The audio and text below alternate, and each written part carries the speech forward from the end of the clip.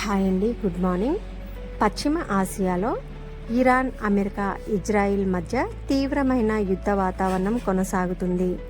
ఇరాన్పై దాడులు, ప్రతి దాడులతో ఈ ప్రాంతం అట్టడుగుతుండగా చమురు ధరల పెరుగుదల మరియు సరఫరా అంతరాయాలపై ప్రపంచం ఆందోళన చెందుతోంది.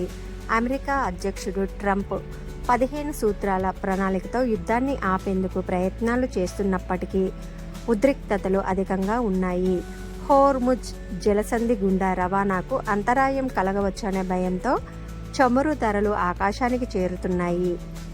80% ముడి చమురు దిగుమతి చేసుకునే భారత్కు ఇది పెట్రోల్, డీజిల్ ధరల పెంపుతో పాటు ద్రవ్యోల్బణ ఒత్తిడిని కలగజేస్తోంది.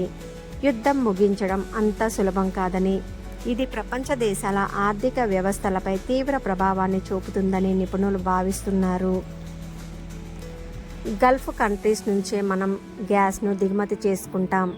సో గ్యాస్ వృధా చేయకుండా గ్యాస్కి అనుబంధంగా ఉండే రైస్ కుక్కర్స్, ఇండక్షన్ స్టవ్స్ లాంటివి వాడి గ్యాస్ ఎంత తక్కువగా వాడితే అంత మంచిది.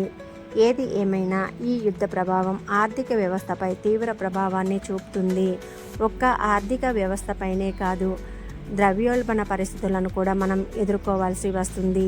ద్రవ్యోల్బణం అంటే ధరల పెరుగుదల. ఇది సామాన్య వర్గాలపై విపరీతమైన ప్రభావాన్ని కలగజేస్తుంది. వస్తువు యొక్క ధరలు విపరీతంగా పెరుగుతాయి.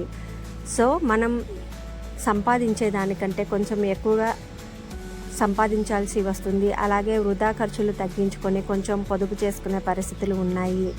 ఏది ఏమైనా ఈ యుద్ధం ఎంత త్వరగా ముగిసి ప్రపంచ దేశాలు ఎంత శాంతియుతంగా ఉంటే అంత మంచిదని కోరుకుందాం భగవంతుణ్ణి.